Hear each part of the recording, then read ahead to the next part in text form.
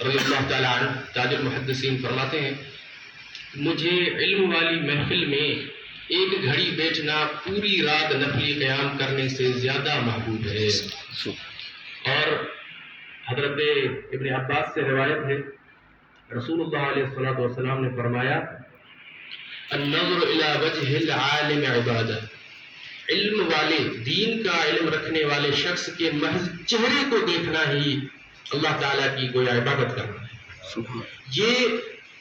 یہ فضیلت اللہ تعالیٰ کے رسول نے محض علم والے دین کا علم رکھنے والوں کے چہرے دیکھنے کے لیے بیان کی ہے، جبکہ ان کی مجالس میں بیٹھنے کی فضائل تو بے شمار ہے۔ اور ہمارے لیے بالکل یہ اعزاز ہے اور ہماری خوش نصیبی ہے کہ ہمیں آج جناب شیخ کی علمی محفل منعقد کرنے کا موقع ملا اور ان سے استفادہ کرنے کا موقع ملا۔ جناب شیخ حبیب اللہ احمد نقشبندی اکیڈیمک کوالیفیکیشن کے لحاظ سے انہوں نے الیکٹریکل انجینئرنگ پڑھی، اس کے بعد عالم بنے اور خوش خان حافظ القرآن ہے، انہوں نے علم ظاہر میں اپنا لوہا بنوایا اور پوری دنیا میں بیرون ملک اللہ اور اس کے رسول کا پیغام پہنچانے اور تصوف میں حضرت امام مجدد رحمۃ اللہ علیہ کا پیغام پہنچانے میں مصروف عمل ہیں۔ اور میں اب انہیں دعوت دوں گا وہ اپنا بیان شروع کریں اور ہم سب کی دلوں کو منور فرمائیں۔ اللہ تعالیٰ سے دعا ہے کہ ہمیں اس سے استفادہ کرنے کی توفیق عطا فرمائے۔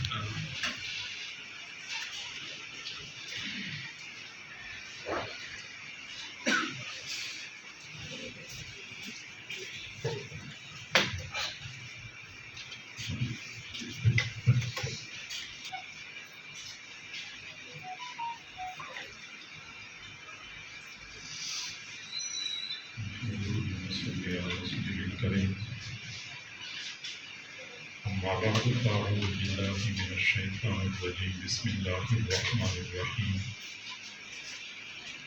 والذین آمنوا اشد حبا للہ صدق اللہ العظیم وبلغنا رسوله النبی الکریم ونحن علی ذلک لمن الشاہدین والشاکرین والحمد للہ رب العالمین۔ اللهم صل على سيدنا محمد وعلى آل سيدنا محمد وبارك وسلم۔ اللہ رب العزت نے ہمیں اپنی بندگی اور عبادت کے لیے پیدا فرمایا۔ ابھی ہم عالم ارواح میں تھے کہ اللہ تعالیٰ نے ہماری ارواح سے ایک عہد لیا۔ اللہ تعالیٰ نے پوچھا الست بربکم، کیا میں تمہارا رب نہیں ہوں؟ ہماری ارواح نے مل کے جواب دیا بلا، جی ہاں تو ہمارا رب ہے۔ عالم ارواح کے اس مکالمے کے دوران اللہ تعالیٰ نے انسانی ارواح کو دو اعزازات عطا فرمائے۔ پہلا اعزاز تو ہمیں یہ ملا کہ اللہ نے ہم کلامی کا شرف بخشا، اور یہ بہت بڑی بات ہے۔ حضرت موسیٰ علیہ السلام کے ساتھ اللہ تعالیٰ نے ہم کلامی فرمائی تو وہ کلیم اللہ ٹھہرے۔ اسی طرح ہماری ارواح کے ساتھ بھی اللہ تعالیٰ نے عالم ارواح میں گفتگو فرمائی تھی، یہ اعزاز ہمیں بھی حاصل ہے۔ اور دوسرا اعزاز یہ کہ اللہ تعالیٰ نے ہماری ارواح کو اپنا دیدار کرایا۔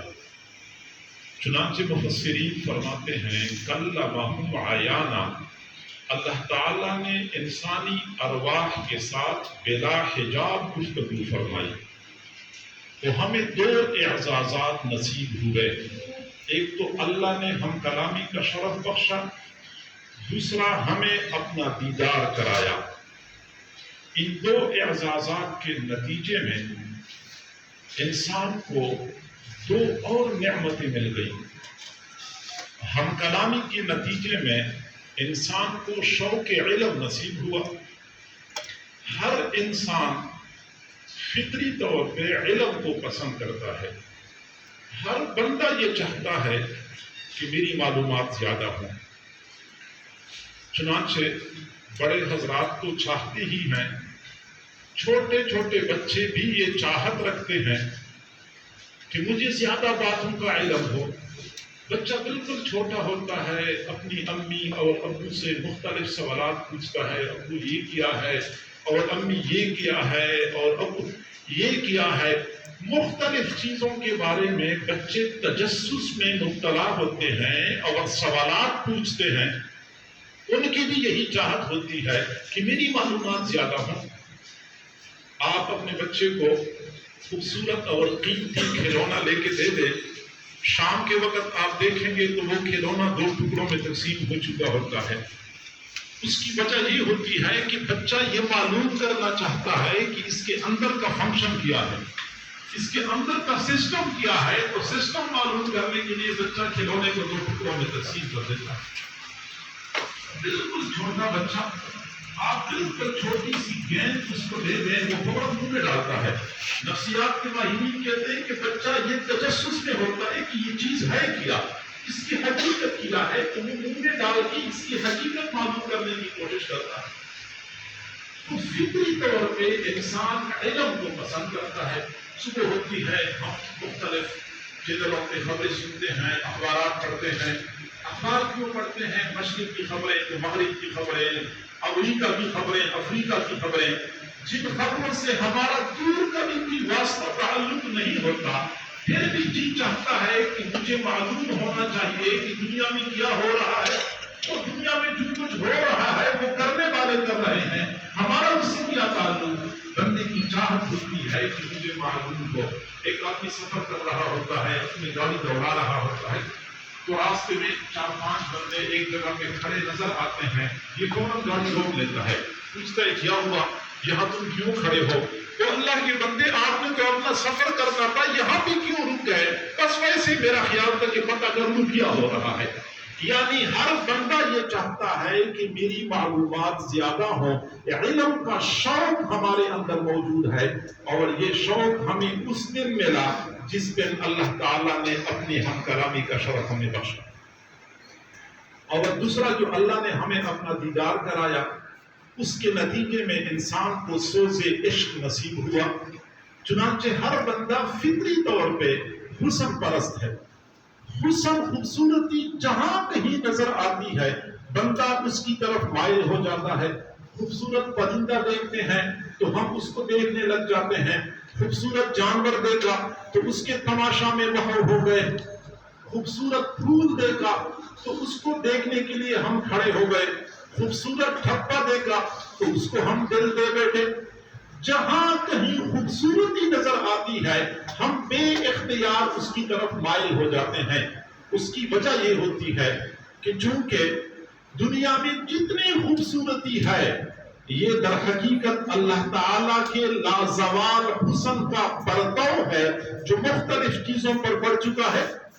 اور جب بندہ حسن دیکھتا ہے تو عالم ارواح میں جو ہم نے اللہ تعالیٰ کے لازوال حسن کا مشاہدہ کیا تھا، ہمیں وہ حسن یاد آ جاتا ہے اور ہم بے اختیار حسن کی طرف مائل ہو جاتے ہیں۔ تو انسان فطری طور پہ حسن پرست ہے۔ یہ سوز عشق ہمیں اس دن ملا جب اللہ تعالیٰ نے اپنا حسن، اپنا جمال ہمیں دکھایا تھا۔ تو ہمیں 2 اعزازات ملے، ایک تو یہ کہ اللہ نے ہم کلامی کا شرف بخشا، دوسرا یہ کہ اپنا دیدار کرایا۔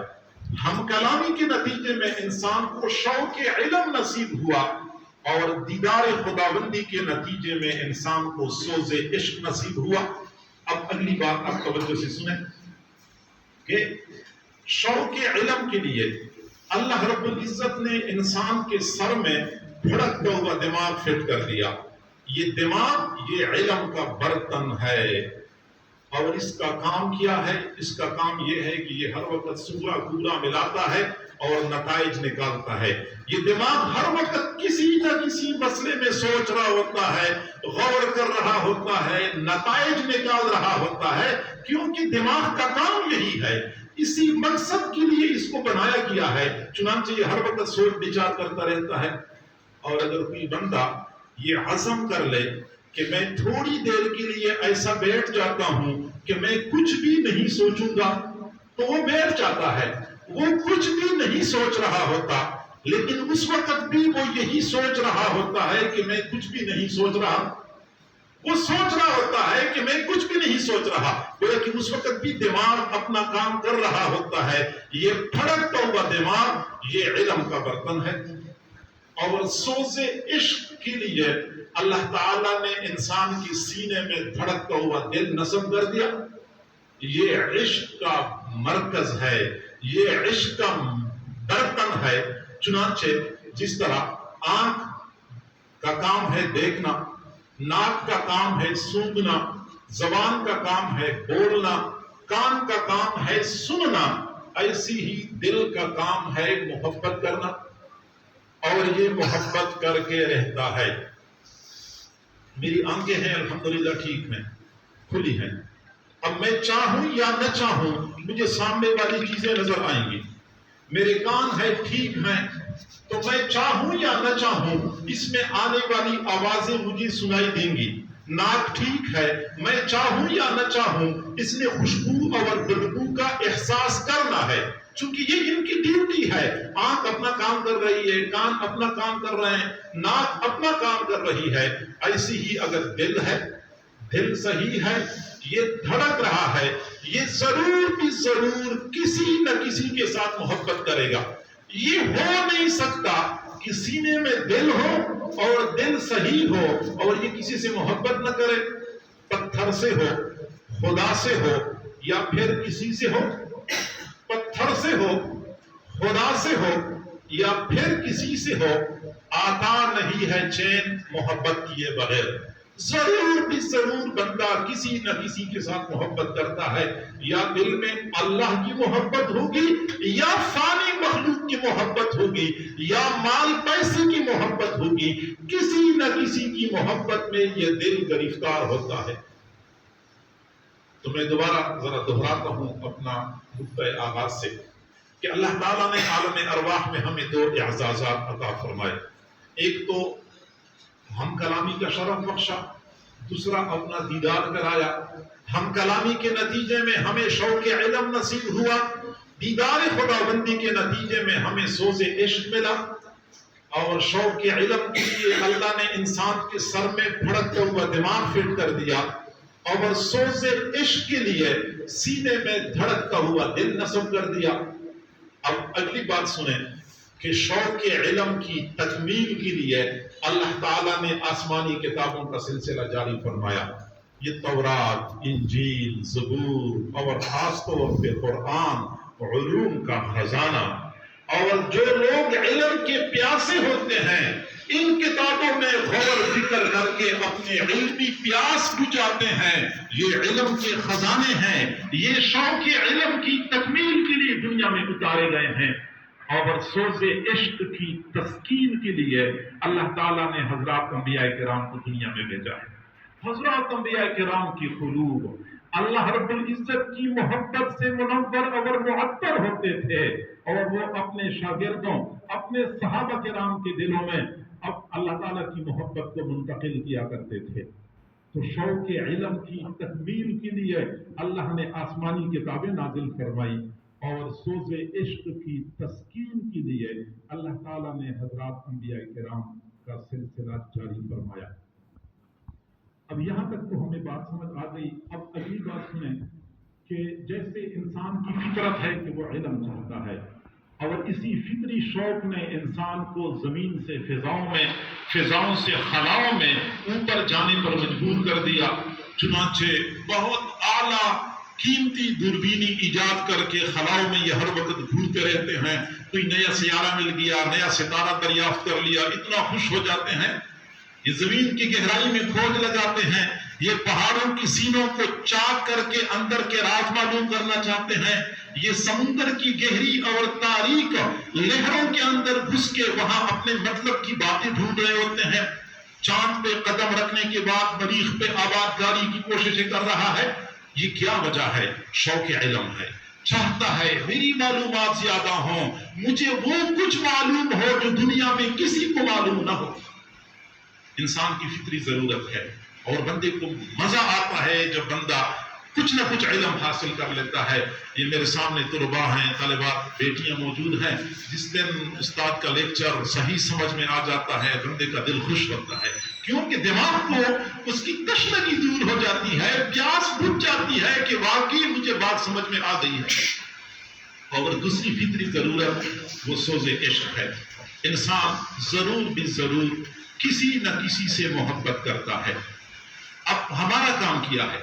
ہمارا کام یہ ہے کہ ہم علم کی اس شوق کو صحیح رخ دیں اور عشق و محبت کے اس جذبے کو صحیح سلسلے پہ چلائیں. چنانچہ علم کیوں ہونا چاہیے؟ علم اس لیے ہو کہ اس کے ذریعے ہمیں اللہ کی معرفت حاصل ہو.